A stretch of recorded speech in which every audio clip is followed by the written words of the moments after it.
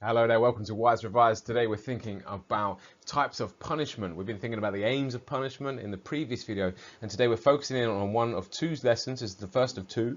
The first one we're going to be looking at prison, corporal punishment and community service, and in the next session we're going to be looking at the death penalty. So by the end of this session you need to be able to describe prison, corporal punishment and community service, and be able to give reasons for why Christians might agree or disagree with those punishments for different crimes. What do you need to know? You need to know there is no perfect punishment applicable for all crimes. All punishments have strengths and weaknesses, benefits and drawbacks, and all are put in place to achieve different aims. Let's jump into today's learning. So we looked in our last session about aiming. Aiming, we're going to set someone a punishment. There's some crimes on the screen to have a think about. We want to put a punishment in place that's going to be the right punishment to achieve our aim for that criminal or society for that crime. And we thought as well about the different aims, and here they are, the ones we've been thinking about: deterrence, retribution, reformation, and protection. We're going to look now at some different punishments and think about how these aims might how we might achieve those aims with those punishments, and whether they're strengths or weaknesses. So for each punishment, we're going to look and do a strength and weakness table. You may want to jot this down as we go along for yourself. So let's start with prison. So prison is when someone is taken out of society and their freedoms are taken away. They're effectively locked up away from society for a set period of time. Now, the strengths and weaknesses to prisons. Let's start with the strengths. Protection. That might be the number one.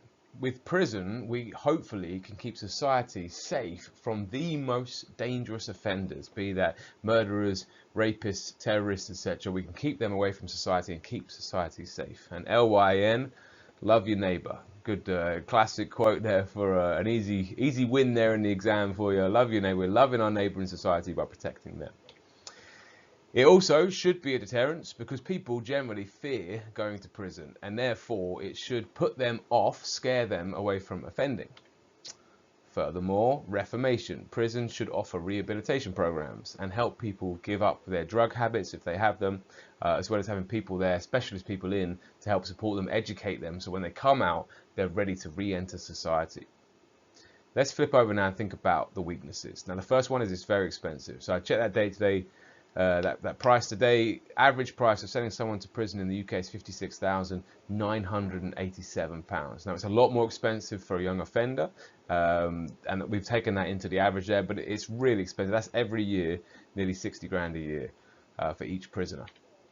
Is it a deterrent? Is a big question. So looking at the stats again, 26.5% of prisoners reoffend in the UK within a year of release. So they've not even been out for 12 months and they've already reoffended, which the question is it a deterrent? Is it that scary if they've been in, come out and then committed another crime? It's also very overcrowded in UK prisons. Now, the problem we have then is if there's that many prisons, maybe not enough prison warders, who's doing all the help to help these people to reform their ways? Not to mention crime academies. You might have heard that expression before, but effectively it's the idea that a criminal goes into prison and maybe they got caught, let's say for example, burglaring a house, they're robbing from a house, committing theft, and they got caught by a silent alarm, and then they get into prison and the person they're in prison with gives them some tips to how to spot a silent alarm from the front of a house and how to work around that, so they actually come out being a more skillful criminal than when they went in. What about corporal punishment? So let's have a think about now. Corporal punishment, so we know that that is inflicting physical pain on someone as a punishment. Now, generally, it should be a deterrence because people fear physical pain. Not many people enjoy physical pain. It should be a scary thing and put people off committing crimes.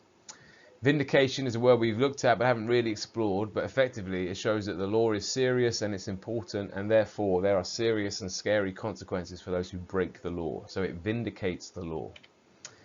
It's also retribution if someone has committed assault. So if someone has caused physical pain for someone else, they're going to get physical pain inflicted on them. Justice. Now the question for the weakness is it a deterrent? Actually, most studies we've got show that corporal punishment doesn't deter crime. Furthermore, when we're thinking about reformation, it might make someone have a grievance against the state, get angry about the state and the situation, and actually make their behaviour deteriorate rather than getting better. It is, however, cheaper than prison. That should be on the strength side. It's also biblical. You can see how I switched those up there. Apologies. In the Bible, it says, "He who spares the rod hates the child." Therefore, corporal punishment as a punishment is a biblical concept. Finally, community service. So community service is when you have to do unpaid work. You're not a volunteer, you're being forced to do it, but you're not going to get paid for it. And you have to give up a period of hours which you are going to give to the council, to the state, to give back and do some positive work for them. There are some strengths. It gives criminals something positive to do. It also could be retribution. For example, if someone's been doing graffiti or destroying property, they're then forced to clear it up, clean it off, make it right again. It also could save council some money because they're getting people in to do some work for them for free and not having to pay them. So weaknesses, it's not scary. So it's not really going to be a deterrent. People aren't really deterred from committing crimes because of the threat of community service. It's just not serious or scary enough. Also, what about the victims? You could argue it's not serious enough, and therefore they may feel that justice has not been done in response to the harm that's been inflicted on them. Now, a helpful quote for this one is John 18:11. We looked at this in the last video, where Jesus says to the woman who committed adultery, "Go and sin no more." This is a really helpful verse to remember when you're answering any question about reformation, which is what we would use to talk about for the main strength of community service. Okay team, as you know what happens next, pause the video here, have a go at these questions, and then when you're ready, push play and we'll talk about the answers for each one. Alrighty, let's look at some of these answers. So let's think about strengths and weaknesses of the following using our aims of punishment.